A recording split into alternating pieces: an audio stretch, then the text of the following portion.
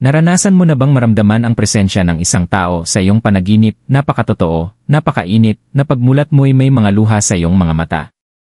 Pisces, hindi ito basta imahinasyon lamang. Sinusubukan ng universo na iparamdam sa iyo na may isang kaluluwang patuloy na nakaalala sa iyo, patuloy na inaabot ka, kahit sa gitna ng katahimikan. Ang mensaheng ito ngayong gabi ay hindi aksidente, ito ay palatandaang nakalaan lamang para sa iyo. Kung madalas mong nakikita ang kanilang pangalan, naririnig ang kanilang kanta, o bigla kang nadadala ng malalakas na emosyon, manatili ka hanggang sa huli. Dahil maaaring ang mensaheng ito ang mismong sandali na babago sa iyong buhay, at sa iyong tadhana, magpakailanman. Pisces, ang iyong kaluluwa ay matagal ng malalim na konektado sa mga bagay na hindi nakikita, sa mga bulong ng hangin, sa pagkislap ng kandila, sa mga panaginip na tila mas totoo kaysa sa alaala. Dala mo ang isang sinaunang uri ng pag-ibig, isang pag-ibig na kailanman ay hindi talaga nagwawakas, nagbabago lamang ng anyo. Ginagabayan ka ngayon ng universo na bigyang pansin ang mga palatandaan, ang mga panaginip, at ang mga damdaming biglang sumisibol sa puso mo. Hindi ito basta mga random na emosyon, ito ay mga mensahe mula sa isang kaluluwang patuloy na nananatili sa tabi mo. Sa paniniwalang Pilipino, kapag ang dalawang puso ay pinagbuklod ng tadhana, walang distansya o katahimikan ang makapuputol sa tali na yon. Kaya ngayong gabi, habang nakikinig ka, buksan mo ang iyong puso at hayaang mangusap ang banal. Sapagkat ang maririnig mo ay maaaring hindi lamang magpahayag kung sino ang nag-isip sa iyo, maaari rin itong gisingin ang bahagi ng iyong tadhana na matagal nang naghihintay na maalala mo. Emosyonal na pagdiskubre. Pisces, ang enerhiya na nakapaligid sa iyo ngayon ay napakalakas, banayad ngunit mabigat, na para bang ang nakaraan ay marahang tinatawag ang iyong pangalan sa pagitan ng mga ulap ng panaginip. Marahil napansin mo ito nitong mga nakaraang araw, mga sandaling tahimik kung saan may pamilyar na amoy sa hangin, o biglang alaala na nagdadala ng luha ng walang malinaw na dahilan. Ito ang paraan ng universo para iparating sa iyo na may isang kaluluwang mula sa iyong nakaraan na patuloy na nakakabit sa iyo. Maaaring sinubok ito ng panahon, katahimikan, o distansya, ngunit ang ganitong mga ugnayang espiritual ay kailanman hindi napuputol. Tila lamang silang natutulog, naghihintay ng tamang sandali upang muling maramdaman. Sa paniniwalang Pilipino, kapag paulit-ulit mong napapanaginipan ang parehong tao, hindi iyon basta pagkakataon. Tinatawag itong panaginip na may pahiwatig, isang panaginip na nagdadala ng banal na mensahe. Ginagamit ito ng mga espiritu o ninuno upang ipakita sa atin ang mga bagay na hindi pa kayang maunawaan ng ating puso sa mundong gising. At nitong mga huling gabi, Pisces, tila sabik ang langit na ipaalala sa iyo ang isang bagay.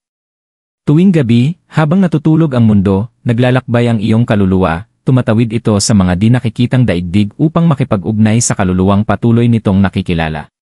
Minsan, ang panaginip ay payapa, para bang magkasamang nakaupo sa katahimikan, ramdam ang pag-ibig na walang salitang kailangan. Ngunit may mga pagkakataon ding puno ito ng emosyon, mga luha, mga pagtatalo, o mga tagpong napakatotoo upang baliwalain. Ngunit lahat ng iyon ay may kahulugan. Hindi nagsisinungaling ang kaluluwa sa panaginip, dito nito ibinubunyag ang mga katotohanang matagal nang itinago ng puso. Maaaring magising ka na mabigat ang dibdib, o may kakaibang init na parang may yumakap sa'yo. O baka naman may malamig na simoy, tila bulong na naglalaho bago sumikat ang araw. Ang mga damdaming ito ay sagrado. Hindi sila dapat katakutan, sila'y mga kumpirmasyon. Sa espiritualidad ng mga Pilipino, kapag tumutugon ang iyong katawan ng walang paliwanag, iyon ay tanda ng iyong espiritu na nakikibahagi sa di nakikita. Ito ang iyong panloob na kumpas na umaayon sa katotohanang matagal mo nang iniiwasan, na may koneksyon ka pa ring espiritual sa taong minsan ay minahal mo. Ngunit bakit ngayon? Bakit siya bumabalik sa panaginip matapos ang lahat ng taon? Dahil alam ng universo kung kailan handa na ang iyong kaluluwa na maunawaan ang mga bagay na dati tinatanggihan ng isip. Pisces, narating mo na ang yugto kung saan parehong mahalaga ang paghilom at pag-alala. Matagal mo nang binuhat ang katahimikan. Matagal ka nang nanalangin para sa mga palatandaan at kaliwanagan at ito na ang sagot. Ang koneksyong iyong nararamdaman ay hindi sumpa. Hindi ito upang ikulong ka sa nakaraan. Isa itong banal na paanyaya upang pakawalan, magpatawad, at makita ang pag-ibig mula sa mas mataas na antas.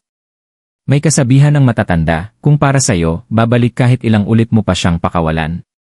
Kung nakalaan ito sa'yo, babalik ito, gaano man karaming beses mo itong bitawan. Kaya't kapag bumalik muli sa panaginip mo ang parehong tao, huwag mo itong kalimutan agad. Isulat mo. Sindihan ang puting kandila. Bulong ng isang maikling dasal ng pasasalamat para sa aral na nakapaloob dito. Sa simpleng gawaing ito, nagiging karunungan ang bigat ng damdamin. Sapagkat ang mga panaginip ay hindi lamang salamin ng nakaraan, sila rin ay tulay patungo sa mga maaaring mangyari. Pisces, taglay mo ang kakayahang maramdaman ang mga bagay na hindi kayang maramdaman ng iba. Ang iyong pagiging sensitibo, na minsang itinuring na kahinaan, ay ang iyong pinakamalakas na sandata. Dahil dito, nakakaugnay ka ng malalim, nakapagmamahal ng buo, at nararamdaman mo ang mga enerhiya na lampas sa lohika. Kapag muli mong naramdaman ang paghila ng damdaming iyon, ang tahimik na pananabik, ang di maipaliwanag na lungkot, huwag kang matakot. Sa halip, makinig. Maaaring hindi muling pagkikita sa pisikal na mundo ang hinihingi ng kaluluwang konektado sa iyo, kundi kapayapaan, pagsasara, o pasasalamat. At minsan, iyon ang pinakadalisay na anyo ng pag-ibig, hindi ang humawak, kundi ang umunawa. Hindi ang habulin, kundi ang magpatawad. Kaya ngayong gabi, bago ka matulog, huminga ng malalim. Ilagay ang kamay sa iyong dibdib. Bulongin ang kanyang pangalan, hindi na may sakit, kundi may tahimik na pagtanggap. Isipin mong pinapakawalan mo ang isang liwanag patungo sa kalangitan, ang iyong paraan ng pagsasabing, naalala kita, pinapatawad kita, at handa na akong magkaroon ng kapayapaan. Habang ginagawa mo ito, mapapansin mong may magbabago, isang gaan, isang banayad na init sa iyong dibdib.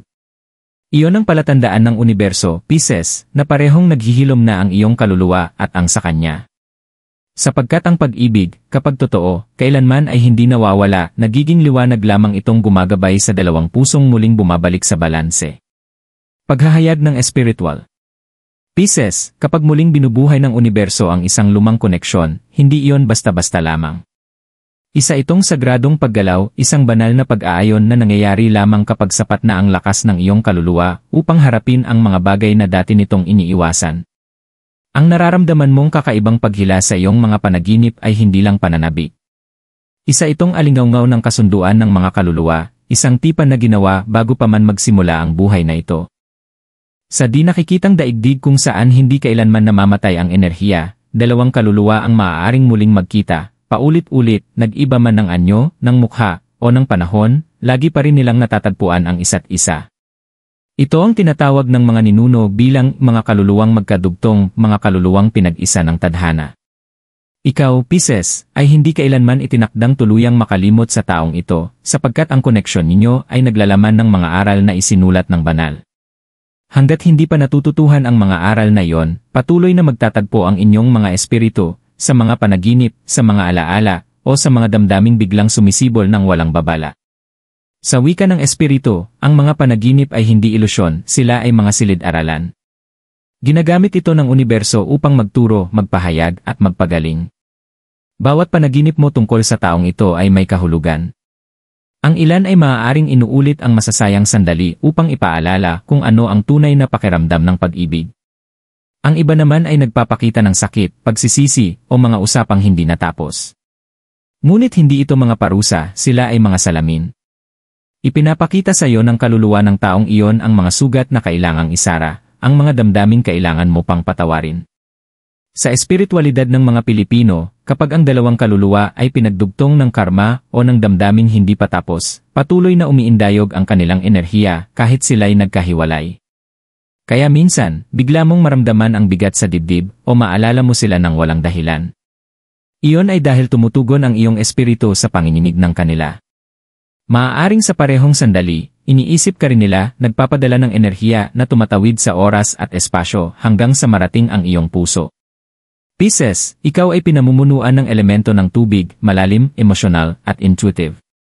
At tulad ng dagat, nararamdaman ng iyong kaluluwa ang bawat alon ng enerhiya sa sansinukob. Kaya mo nararamdaman ang mga bagay na hindi kayang maramdaman ng iba.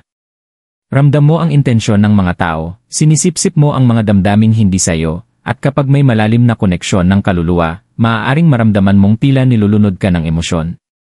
Ngunit ang pagiging sensitibo mo ay hindi sumpa, ito ay kaloob ng espiritu. Dahil dito, nararamdaman mo ang mga sagradong pangyayaring nagaganap sa likod ng katahimikan. Ang mga panaginip, mga palatandaan, at mga biglaang alon ng pananabik, lahat ng ito ay mga senyales na muli na namang nag-uusap ang inyong mga kaluluwa. Maaaring ito ay para sa paghilom, para sa huling pamamaalam, o para ipaalala sa iyo na ang pag-ibig ay walang hanggan sa larangan ng espiritu. Tandaan, sa paniniwalang Pilipino, ang dalisay na pag-ibig ay hindi naglalaho, nagbabago lamang ng anyo. Ang pag-ibig ng kaluluwa hindi namamatay. Lumilipat lang sa hangin, sa ulan, sa panaginip. Ang pag-ibig ng mga kaluluwa ay hindi nagwawakas, gumagalaw lamang ito, sa ihip ng hangin, sa patak ng ulan, sa bawat panaginip.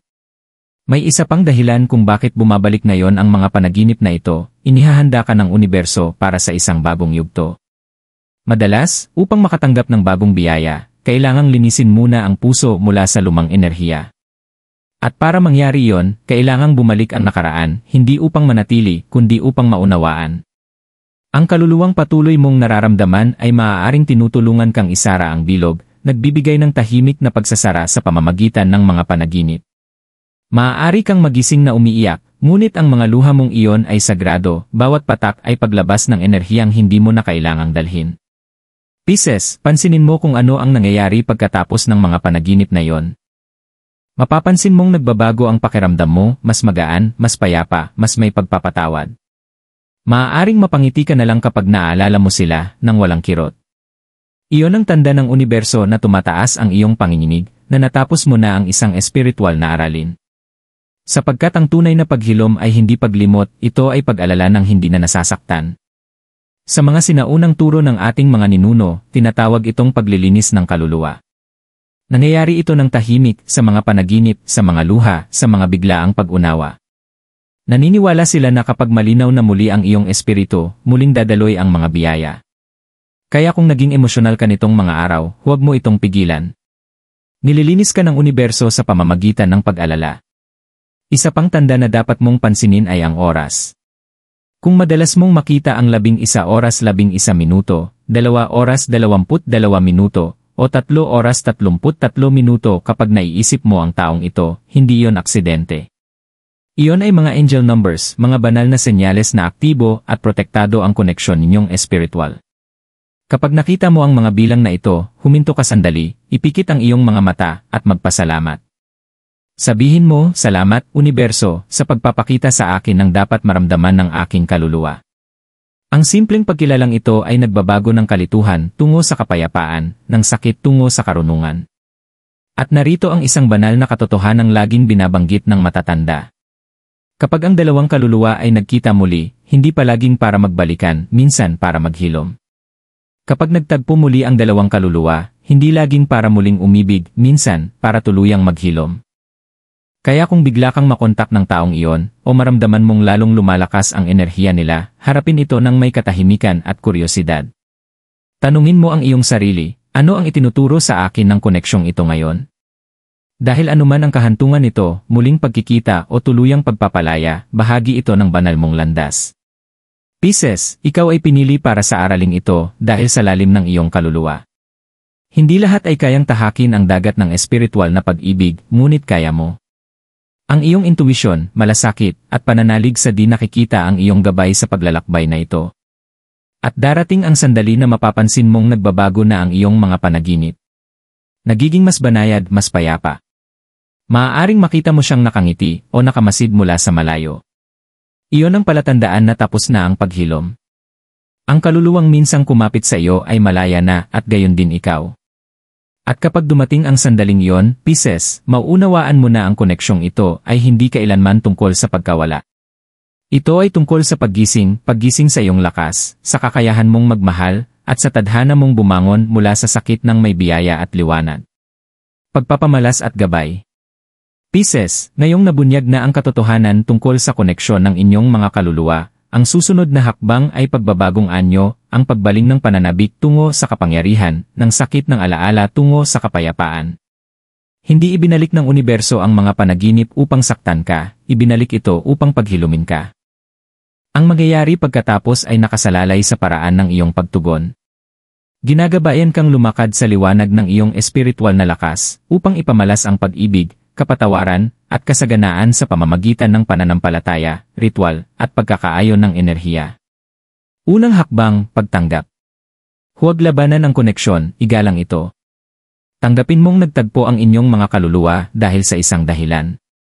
Ang pagtanggap ay hindi kahinaan, ito ay pagkilala sa banal na oras. Sindihan mo ngayong gabi ang puting kandila, Pisces. Ibulong ang kanilang pangalan, hindi sa sakit, kundi sa mapayapang pasasalamat. Pagkatapos, bigkasin mo. Salamat sa mga aral, sa pag-ibig, at sa mga alaala. Pinalalaya ko na ang lahat ng hindi na para sa aking kapayapaan. Ito ay higit pa sa panalangin, isa itong ritual ng pagpapalaya. Sa espiritualidad ng mga Pilipino, kapag sinindihan natin ang kandila at binigkas ang ating katotohanan, binubuo natin ang tulay sa pagitan ng pisikal at di nakikita. Ang apoy ang nagiging mensahero natin sa langit, patunay na handa ka ng sumulong, bitbit ang karunungan at hindi na ang bigat ng nakaraan. Ikalawang hakbang, paglilinis. Gamitin ang tubig, ang elementong namumuno sa iyong tanda, upang linisin ang iyong espiritu. Ang tubig ay sagrado sa kaluluwang Pilipino, mula sa mga paliligo sa ilog na may dasal hanggang sa ulan na pinaniniwala ang taglay ang lakas ng mga ninuno. Punuin ang isang mangkok ng malinis na tubig at isang kurot ng asin. Habang hinahalo mo, isipin mong hinihigop nito ang lahat ng sakit at kalituhan sa iyong puso. Ibulong. Hayaan mong bawat luhang pumatak ay maging liwanag. Hayaan mong bawat alaala ay maging kapayapaan. Pagkatapos, hugasan mo ang iyong mga kamay o mukha gamit ang tubig. Damhin ang lamig at hayaang lumambot ang puso. Ang simpleng kilos na ito ay sumisimbolo ng pagpapadalisay ng panibagong sigla ng damdamin. Tandaan, Pisces, ang tubig ay hindi lumalaban, ito ay dumadaloy. Kapag pinili mong dumaloy kasama ng buhay sa halip na labanan ito, sisimulang ayusin ng universo ang lahat pabor sa'yo. Ikatlong hakbang, pagpapamalas. Kapag malinaw na ang puso, nagiging magnetiko ang iyong enerhiya. Isulat sa papel ang mga tunay mong hangarin ngayon, hindi mula sa kawalan, kundi mula sa pananampalataya. Kung pagkakasundo, isulat, kung itinadhana kaming muling magtagpo, naway mangyari ito sa kapayapaan. Kung paghilom, isulat, bukas ako sa pag-ibig sa lahat ng bagong anyo nito. Kung kasaganaan, isulat, tinatanggap ko ang lahat ng biyayang naayon sa aking kaluluwa. Itupi ang papel at ilagay sa ilalim ng iyong unan. Habang natutulog ka, dadalhin ng iyong mga panaginip ang mga intensyon patungo sa espiritual na mundo, isang sagradong paraan ng pagpapamalas na tinatawag ng mga matatanda na dasal na lumilipad. Pisces, maaaring simple itong tunog, ngunit taglay nito ang kapangyarihan. Inaayon mo ang iyong kalooban sa banal na agos. At tandaan, ang pagpapamalas ay hindi pamimilit sa universo, ito ay pakikiisa sa enerhiya ng iyong hangarin. Kapag naniwala kang karapat-dapat ka na sa pag-ibig, kapayapaan, at mga biyaya, kusa mo itong inaakit. Ikaapat na hakbang, pasasalamat. Sa paniniwalang Pilipino, ang pasasalamat ay nagpaparami ng biyaya. Tuwing paggising mo sa umaga, ilagay ang kamay sa iyong dibdib at sabihin, "Salamat, Universo. Ako ay buhay, ako ay naghihilom, at ako ay minamahal." Ang munting gawain ito ay nag-ukit ng bagong daloy sa iyong espiritu. Pinapaalalahanan nito ang sansinukob na handa ka ng tumanggap. Mas mapagpasalamat ka, mas maraming dahilan ang langit upang ikaw ay pagpalain. Ikalimang hakbang, pagtitiwala. Magtiwala sa oras. Magtiwala sa katahimikan. Magtiwala sa di nakikita. Maaaring iniisip ka pa rin ng taong minsang konektado sa iyong kaluluwa, marahil pareho kayong nananaginip sa isa't isa. Ngunit kahit hindi na kayo muling magtagpo, alamin mong natupad na ng pag-ibig ang layunin nito.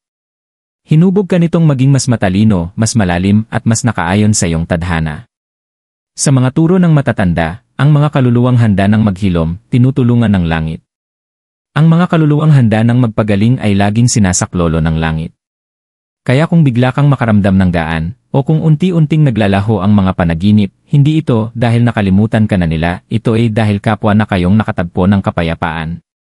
Iyon ang himalang matagal mo nang hinihintay. Mula sa sandaling ito, Pisces, tuwing magsisindi ka ng kandila o mananalangin, isipin mong ang liwanag ay lumalawak, umaabot sa lahat ng taong mahal mo, kabilang ang isa na patuloy na nabubuhay sa iyong mga panaginip. Ang liwanag na iyon ang magiging iyong kalasag, iyong gabay, iyong proteksyon. Habang pinangangalagaan mo ito, lalo kang lalapitan ng mga himala. At habang sumusulong ka, tandaan mo ito, hindi ka hinuhusgahan ng kung sino ang nanatili o umalis, kundi ng kung paanong ang iyong kaluluwa ay patuloy na nagmamahal, nagpapatawad, at bumabangon. Pisces, nilakbay ng iyong espiritu ang pinakamalalim na tubig at nakaligtas. Umiyak ka, nanalangin, at nagtanong kung bakit patuloy kang binibigyan ng universo ng mga palatandaang hindi nawawala. Ngayon, nauunawaan mo na hindi upang lituhin ka, kundi upang ihanda ka. Ihanda kang magpakawala ng hindi nawawala ang pananampalataya. Ihanda kang magmahal muli ng walang takot. Ihanda kang magising bilang iyong mas mataas na sarili, yaong hindi na kumakapit sa nakaraan, kundi lumilikha ng bagong hinaharap. Ngayong gabi, sa pagtatapos ng ritual, bulongin ang huling pagpapatibay. Malaya ako. Magaling na ako. Bukas ako sa lahat ng biyayang nakalaan para sa akin.